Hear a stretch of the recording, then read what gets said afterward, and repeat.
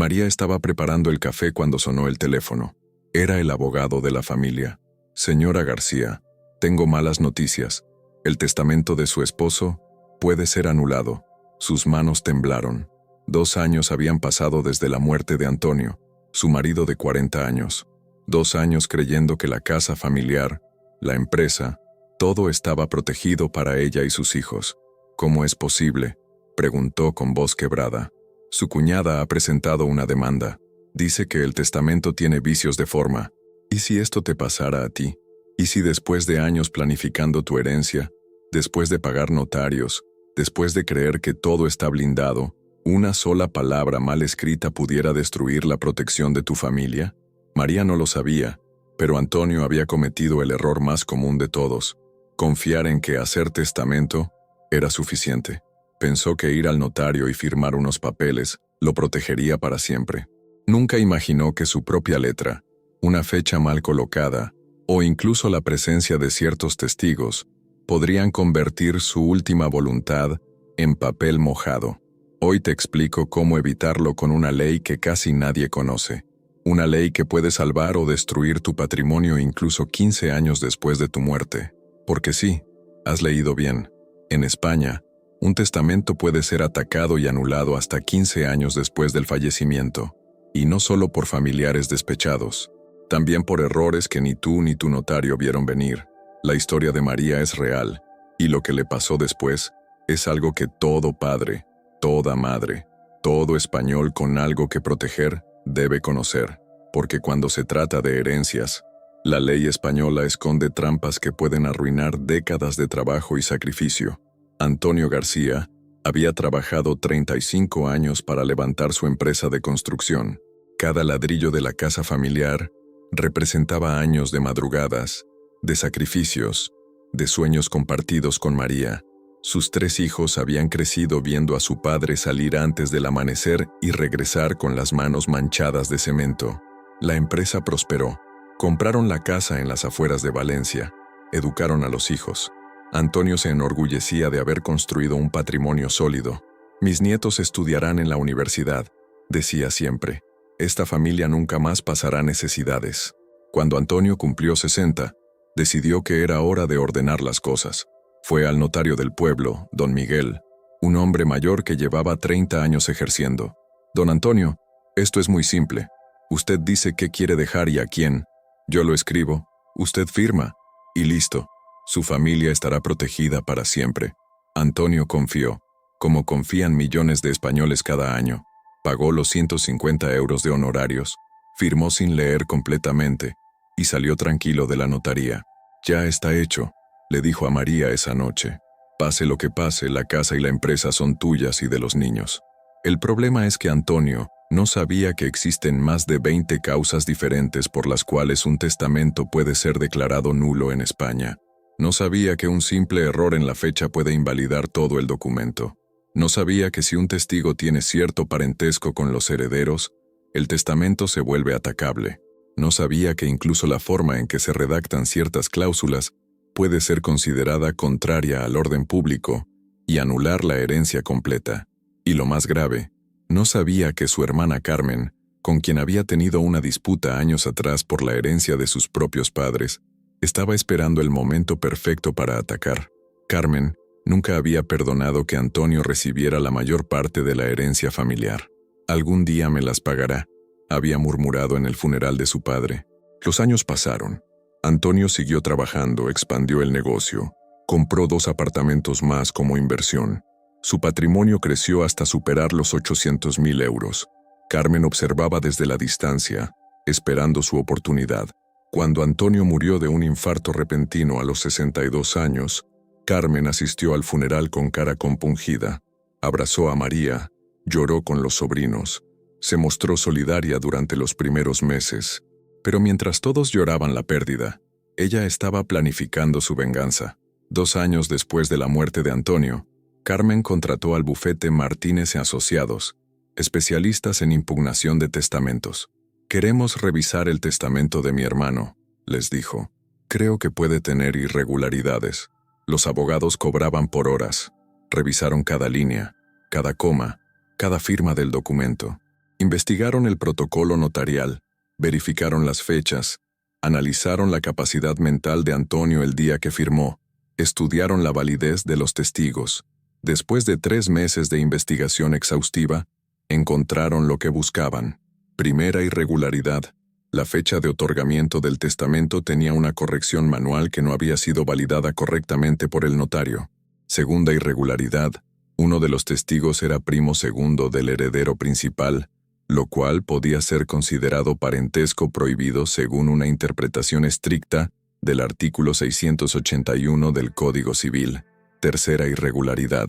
Una cláusula sobre la administración de la empresa contenía términos ambiguos que podrían ser interpretados como contrarios a la legítima de los herederos forzosos. Era suficiente para abrir la guerra. «Señora García», le dijo el abogado a María aquella mañana de abril, «su cuñada alega que el testamento presenta vicios de forma que lo hacen nulo de pleno derecho. Si prospera la demanda, la herencia se repartirá según la ley, no según la voluntad de su esposo. Carmen tendría derecho a una parte significativa del patrimonio». María sintió que el mundo se desplomaba. La casa donde había vivido 25 años, la empresa que Antonio había construido ladrillo a ladrillo, los ahorros destinados a los estudios universitarios de sus nietos, todo podía perderse. O peor aún, tendría que repartir la mitad con la misma mujer que había envenenado la relación familiar durante décadas. Pero lo peor estaba por venir. El notario don Miguel había fallecido 6 meses atrás, llevándose consigo todos los detalles del proceso de redacción. Los archivos de la notaría estaban incompletos debido a un incendio menor que había dañado parte del archivo histórico, y María descubrió que, según el artículo 741 del Código Civil Español, tenía apenas 30 días para presentar toda la documentación que demostrara la validez del testamento ante el juzgado competente. 30 días para salvar el trabajo de toda una vida. 30 días para demostrar que la última voluntad de su esposo era legítima. 30 días antes de que Carmen pudiera reclamar lo que nunca fue suyo. Comenta así: si tú también pensaste que hacer testamento te protegía de todo. Quiero saber cuántos estamos en esto, porque lo que voy a contarte en los próximos minutos puede cambiar completamente la forma en que proteges a tu familia. María no entendía cómo había llegado a esta situación. Durante 2 años había vivido tranquila administrando la empresa que Antonio le había dejado, pagando las facturas de la casa familiar, ahorrando para los estudios de sus nietos. Todo parecía estar bajo control, hasta que llegó esa llamada que cambió todo. El primer error de Antonio había sido confiar ciegamente en don Miguel, el notario del pueblo. Es un hombre de confianza, había pensado. Lleva 30 años haciendo testamentos. Pero lo que Antonio no sabía es que hacer testamentos rutinariamente no es lo mismo que hacerlos correctamente. Don Miguel pertenecía a la vieja escuela de notarios que creían que, mientras esté firmado y sellado, todo está bien. Cuando Antonio llegó a la notaría aquel día de octubre, don Miguel ni siquiera le preguntó sobre posibles conflictos familiares. No investigó si existían hermanos descontentos, disputas previas o familiares que pudieran impugnar el testamento en el futuro. Simplemente abrió su formulario estándar en el ordenador y comenzó a llenar los espacios en blanco. ¿A quién quiere dejar la herencia, don Antonio? A mi esposa María y a mis 3 hijos a partes iguales. Perfecto. ¿Algo más específico sobre la empresa? Que María la administre hasta que los niños sean mayores. Don Miguel tecleó rápidamente, imprimió el documento y pidió que bajaran 2 empleados del ayuntamiento para actuar como testigos. Aquí comenzó el problema. Los testigos eran Juan Martínez, auxiliar administrativo, y Pedro García, primo segundo de Antonio. Don Miguel conocía a Pedro desde hacía años, sabía el parentesco, pero nunca se le ocurrió que esto pudiera ser un problema legal. Son buena gente, pensó. Con eso basta. Error número 1. Según el artículo 681 del Código Civil Español, no pueden ser testigos en los testamentos los parientes del testador dentro del 4º grado. Pedro García, al ser primo segundo, estaba justo en el límite legal. Un abogado especialista en impugnaciones podría argumentar que esto invalida el testamento completo. Error número 2. Cuando don Miguel estaba escribiendo la fecha, se equivocó. En lugar de poner 15 de octubre, escribió 16 de octubre. Se dio cuenta del error, tachó el 6 y escribió 5 encima. pero no rubricó la corrección, ni hizo que Antonio la validara con sus iniciales. Una corrección no validada en un documento público puede ser motivo de nulidad. Error número 3. El más grave. La cláusula sobre la empresa. Don Miguel escribió: «Dejo la administración de la empresa a mi esposa María hasta que mis hijos alcancen la mayoría de edad o hasta que ella considere oportuno transferir la responsabilidad». Esta redacción ambigua podría interpretarse como una violación de los derechos hereditarios de los hijos, ya que les daba poder discrecional absoluto a María sobre un bien que legalmente también les pertenecía. Pero Antonio no sabía nada de esto. Firmó confiado, pagó sus 150 euros, guardó una copia en la caja fuerte de casa y se fue tranquilo. «Ya está todo arreglado», le dijo a María esa noche. «Ahora sí que puedo dormir tranquilo». Durante los siguientes 2 años nadie revisó el testamento. María lo guardó en la caja fuerte junto con otros documentos importantes. Los hijos sabían que existía, pero nunca pidieron verlo. ¿Para qué?, pensaban. Papá ya se encargó de todo. Mientras tanto, Carmen García había estado observando desde la distancia. Había visto cómo la empresa de Antonio prosperaba, cómo compraba propiedades adicionales, cómo el patrimonio familiar crecía año tras año. La envidia la carcomía. Antonio siempre fue el favorito, se decía a sí misma. Primero se quedó con la mayor parte de la herencia de papá. Ahora va a dejar todo a su familia sin pensar en sus hermanos. Cuando Antonio murió, Carmen asistió al funeral y se comportó como la hermana doliente. Pero 3 meses después comenzó a hacer preguntas sutiles. «María, ¿cómo va todo con los papeles de la herencia? ¿Ya se solucionó todo lo del testamento? ¿Los niños ya saben lo que van a heredar?» María, inocente y doliente, compartía información sin pensar en las consecuencias. «Sí, Carmen. Antonio lo dejó todo muy claro. La casa y la empresa son mías, y cuando yo falte, será todo para los niños». Carmen tomaba nota mental de cada detalle. 1 año después de la muerte de Antonio, Carmen comenzó a investigar por su cuenta. Fue al registro de últimas voluntades para confirmar que efectivamente existía un testamento. Luego solicitó una copia autorizada al colegio notarial. Cuando la tuvo en sus manos, no necesitó ser abogada para darse cuenta de que algo no estaba bien. La fecha tenía correcciones. Uno de los testigos tenía el mismo apellido que Antonio. Las cláusulas sobre la empresa parecían confusas. Carmen sonrió. Había encontrado su oportunidad. Fue entonces cuando contrató al bufete Martínez Añ Asociados. «Quiero impugnar el testamento de mi hermano», les dijo directamente. «Creo que tiene irregularidades que lo pueden anular». Los abogados le explicaron el proceso. «Señora Carmen, impugnar un testamento es un proceso complejo y costoso. Necesitamos analizar cada aspecto legal, cada formalidad, cada posible vicio del documento. Si encontramos causas suficientes, podemos declararlo nulo y la herencia se repartirá según la ley, no según la voluntad de su hermano». «¿Cuánto me puede costar?», preguntó Carmen. «Entre 15.000 y 25.000 euros dependiendo de la complejidad del caso y si llega a juicio». Carmen hizo cuentas rápidamente. El patrimonio de Antonio superaba los 800.000 euros. Si conseguía anular el testamento, ella tendría derecho a una parte de la herencia legítima. La inversión valía la pena. Durante 6 meses, los abogados trabajaron meticulosamente. Revisaron la legislación notarial, estudiaron jurisprudencia sobre vicios de forma, analizaron cada coma del testamento. Encontraron no una, sino 3 posibles causas de nulidad. Cuando tuvieron el informe completo, llamaron a Carmen. «Tenemos un caso sólido. Podemos proceder con la demanda». Carmen autorizó el procedimiento inmediatamente. «Háganlo.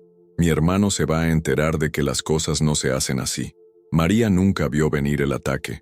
2 años después de perder a su marido, cuando finalmente había comenzado a sanar emocionalmente, cuando había aprendido a administrar la empresa sola, cuando pensaba que lo peor había pasado, llegó esa llamada que lo cambió todo. «Señora García, tengo malas noticias. El testamento de su esposo puede ser anulado». Y lo peor de todo, María se dio cuenta de que no tenía las herramientas legales para defenderse. Nunca había revisado el testamento con un abogado especialista. Nunca había verificado que cumpliera con todos los requisitos legales. había confiado ciegamente, igual que Antonio. Eso que parecía una protección sólida se estaba convirtiendo en su ruina. La llamada había terminado, pero María seguía con el teléfono en la mano, mirando al vacío. Carmen había conseguido lo que quería, sembrar la duda y el miedo. Pero lo que Carmen no sabía es que acababa de despertar algo en María que había estado dormido durante 2 años, su instinto de supervivencia. Esa misma tarde, María decidió buscar ayuda especializada. No podía conformarse con la opinión de un solo abogado. A través de un amigo de la familia, contactó con el bufete Hernández & Socios, especialistas en derecho sucesorio. Cuando les explicó la situación, el abogado senior, don Carlos Hernández, le pidió que trajera toda la documentación disponible. Señora García, le dijo don Carlos después de revisar el testamento, efectivamente hay irregularidades que podrían ser problemáticas, pero no todo está perdido. Existe una figura legal que casi nadie conoce y que podría salvar la herencia de su esposo. Lo que don Carlos le explicó esa tarde cambiaría completamente el rumbo del caso. En España, según el artículo 687 del Código Civil, un testamento puede ser declarado nulo por vicios de forma, pero existe una excepción fundamental que pocos abogados aplican correctamente: la doctrina de la voluntad inequívoca del testador. Mire, señora García, le explicó don Carlos, aunque el testamento tenga defectos formales, si podemos demostrar que la voluntad de su esposo era clara e inequívoca, y que los errores son meramente formales sin afectar el fondo de sus intenciones, el tribunal puede validar el documento basándose en el artículo 675 del Código Civil. Esta doctrina establece que cuando la voluntad del testador es evidente y los vicios son únicamente de forma, no de fondo, el testamento puede ser considerado válido. Pero para aplicar esta protección legal, se necesitan pruebas específicas y un procedimiento muy particular. Primero, don Carlos le explicó que necesitaban demostrar la capacidad mental plena de Antonio el día que otorgó el testamento. Necesitamos conseguir el historial médico de su esposo, testimonios de personas que lo conocían, pruebas de que estaba en plenas facultades mentales cuando tomó la decisión. Segundo, tenían que probar que los errores formales no afectaban la esencia de la voluntad testamentaria. La corrección en la fecha, el tema del testigo con parentesco, incluso la redacción ambigua de la cláusula empresarial, todo eso son vicios de forma si podemos demostrar que la intención real de Antonio era clara. Tercero, y más importante, podían usar el artículo 709 del Código Civil Español, que establece la interpretación más favorable a la validez del testamento. Esta norma obliga a los tribunales a buscar la interpretación que preserve la validez del documento, no la que lo destruya. ¿Cómo funciona exactamente?, preguntó María, esperanzada por primera vez en días. Es un proceso de 3 pasos, le explicó don Carlos. Primero, presentamos un escrito de oposición a la demanda de nulidad, alegando la aplicación de los artículos 675 y 709. Segundo, aportamos todas las pruebas que demuestren la voluntad inequívoca de Antonio. Tercero, solicitamos al juez que aplique la interpretación más favorable. Don Carlos le explicó que necesitaban reunir documentación específica, cartas o emails donde Antonio hubiera mencionado sus planes de herencia, testimonios de familiares, amigos, empleados que hubieran escuchado sus intenciones, registros de conversaciones con contadores o asesores fiscales, cualquier evidencia que demostrara que sus intenciones eran claras, incluso si el documento tenía defectos técnicos. Además, continuó don Carlos, podemos usar el artículo 763 del Código Civil, que permite la confirmación tácita del testamento.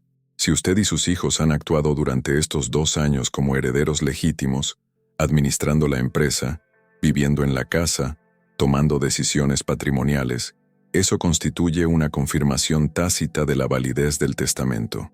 La estrategia comenzaba a tomar forma. Don Carlos le explicó que podían invocar el artículo 1301 del Código Civil sobre la nulidad relativa de los actos jurídicos. Los vicios que alega Carmen no hacen el testamento absolutamente nulo, sino relativamente nulo, y los actos relativamente nulos pueden ser confirmados mediante ratificación expresa o tácita. Presentamos una demanda reconvencional solicitando la ratificación judicial del testamento. Argumentamos que, aunque tenga defectos formales menores, la voluntad de Antonio era evidente y que todos los herederos, incluida Carmen durante 2 años, la aceptaron tácitamente. La clave estaba en la jurisprudencia del Tribunal Supremo, sentencia 447-2018. Cuando los herederos actúan de buena fe durante un periodo prolongado, basándose en un testamento, se presume su validez legal. Carmen tuvo 2 años para impugnar. Su silencio inicial podía interpretarse como aceptación tácita. ¿Cuáles son nuestras posibilidades de éxito?, preguntó María. Con la documentación adecuada y la estrategia correcta, diría que tenemos un 75% de posibilidades de mantener la validez del testamento. La ley española protege la voluntad del testador cuando es evidente, incluso si el documento no es técnicamente perfecto. Don Carlos también le explicó que podían pedir al juez la aplicación del artículo 1154 del Código Civil sobre la buena fe contractual. Carmen conocía la voluntad de Antonio, convivió durante 2 años con la situación establecida por el testamento y solo ahora decide impugnar por motivos económicos. Eso puede ser considerado mala fe procesal. Finalmente, le dio la noticia más importante. Según el artículo 1968 del Código Civil, las acciones de nulidad de testamento prescriben a los 15 años, pero las acciones de confirmación no prescriben nunca. Esto significa que siempre podemos pedir al tribunal que confirme un testamento válido, incluso si hay vicios menores. Si quieres más soluciones legales como esta, suscríbete y activa la campanita. Aquí la lei se entiende. 6 meses depois, o juiz Antônio Velasco bateu o martelo na sala 3 do Juzgado de Primeira Instância de Valencia. Vista la documentación aportada y los testimonios presentados, este tribunal declara válido el testamento otorgado por don Antonio García Martínez el día 15 de octubre de 2021. María sintió que las piernas le temblaban. Después de medio año de batallas legales, de noches sin dormir, de gastar más de 20.000 euros en abogados, finalmente había ganado. El testamento de Antonio se mantenía firme. La casa, la empresa, todo seguía protegido según la voluntad de su marido. Carmen, sentada al otro lado de la sala, apretaba los puños con rabia. Su plan había fracasado completamente. No solo había perdido la demanda, sino que el juez había determinado que su actuación constituía mala fe procesal y la había condenado a pagar las costas del juicio. Los 25.000 euros que había invertido en abogados, más los 18.000 euros de las costas de María, habían convertido su venganza en una ruina económica. Pero la verdadera victoria de María no había sido solo ganar el juicio. Durante esos 6 meses de lucha legal, había aprendido algo que ninguna mujer de su generación debería ignorar: cómo proteger realmente un patrimonio familiar. Don Carlos le había enseñado que un testamento no es solo un documento que se firma y se guarda. Es un escudo legal que necesita mantenimiento, revisión y, sobre todo, debe estar blindado contra futuras impugnaciones. Señora García, le había dicho después de ganar el caso, ahora que sabemos lo que puede pasar, vamos a asegurar que nunca más vuelva a suceder. La primera lección que María había aprendido era fundamental: la importancia de la ratificación judicial preventiva. Según el artículo 783 del Código Civil Español, cualquier persona puede solicitar al juzgado que confirme la validez de un testamento antes de que aparezcan problemas. Es como una vacuna legal que protege contra futuras impugnaciones. ¿Cómo funciona?, le había preguntado María. Es simple, le explicó don Carlos. Presentamos una demanda de confirmación judicial del testamento. El juez revisa todos los aspectos formales, verifica que cumple con la ley y emite una sentencia declarando su validez absoluta. A partir de ese momento, impugnar el testamento se vuelve prácticamente imposible. La segunda protección que implementaron fue la cláusula de indignidad automática. Don Carlos redactó una adenda al testamento que establecía que cualquier heredero que impugnara la voluntad del testador sin causa justificada perdería automáticamente su derecho a la legítima. Es legal según el artículo 756 del Código Civil, le explicó. Si alguien ataca tu testamento por pura codicia, pierde todo derecho a heredar. Pero la protección más poderosa que María había descubierto era algo que muy pocos españoles conocen: el testamento mancomunado preventivo. Según el artículo 669 del Código Civil, los cónyuges pueden otorgar un testamento conjunto que se autoconfirma mutuamente. Si uno de los dos fallece, el testamento del sobreviviente queda automáticamente blindado contra impugnaciones familiares. Quiere decir que si Antonio y yo hubiéramos hecho un testamento mancomunado, ¿Carmen nunca habría podido atacarlo? Exactamente, confirmó don Carlos. El testamento mancomunado tiene una protección legal especial. Impugnarlo requiere demostrar vicios mucho más graves que un testamento individual. María también había aprendido sobre la donación en vida con reserva de usufructo. Esta figura legal permite transferir la propiedad de los bienes a los herederos, mientras el donante mantiene el derecho a usar y disfrutar de esos bienes durante toda su vida. Es la protección definitiva, le explicó don Carlos. Los bienes ya no están en tu patrimonio cuando mueres, por lo que no hay herencia que impugnar. 3 meses después de ganar el juicio, María implementó todas estas protecciones. Ratificó judicialmente el testamento de Antonio, redactó su propio testamento con cláusulas anti-impugnación y transfirió la propiedad de la casa familiar a sus hijos, manteniendo el usufructo vitalicio. Pero la transformación más profunda de María no había sido legal, sino personal. Durante esos meses de batalla, había descubierto una fortaleza que no sabía que tenía. La mujer que había dependido de Antonio para todas las decisiones importantes, se había convertido en alguien capaz de enfrentar bufetes de abogados, entender códigos civiles y planificar estrategias patrimoniales complejas. Carmen me hizo un favor sin saberlo, le confesó María a sus hijos la noche que ganaron el juicio. Me obligó a convertirme en la protectora de esta familia. Ahora sé que puedo defender lo que su padre construyó. La empresa de construcción no solo había sobrevivido a la tormenta legal, sino que había prosperado bajo la administración de María. Durante los meses del juicio, ella había tomado decisiones importantes, había cerrado contratos nuevos, había demostrado que podía liderar el negocio familiar con la misma determinación que había mostrado en los tribunales. Sus hijos, que al principio habían estado aterrorizados por la posibilidad de perder todo, ahora veían a su madre con una admiración nueva. María había pasado de ser la viuda de Antonio a ser María García, empresaria y defensora del patrimonio familiar. Un año después del juicio, María recibió una llamada inesperada. Era Carmen. María, le dijo con voz quebrada, quiero pedirte perdón. Lo que hice estuvo mal. La codicia me cegó. María escuchó en silencio. Carmen, perdono, pero nunca olvido. Lo que intentaste hacer casi destruye a mi familia. Carmen había perdido mucho más que dinero. Su reputación en el pueblo estaba arruinada. Sus propios hijos habían cortado relación con ella al enterarse de lo que había hecho. La venganza que había planeado durante años se había convertido en su propia destrucción. María, en cambio, se había convertido en un ejemplo para otras mujeres de su edad. Comenzó a dar charlas en asociaciones de empresarios sobre protección patrimonial. La ley existe para protegernos, decía siempre, pero solo funciona si la conocemos y la usamos correctamente. Hoy, 3 años después de aquella llamada que cambió todo, María administra un patrimonio familiar que supera el 1.000.000 de euros. La empresa de Antonio ha crecido bajo su liderazgo. Sus nietos estudian en la universidad, como siempre soñó Antonio, y lo más importante, todo está blindado legalmente contra cualquier ataque futuro.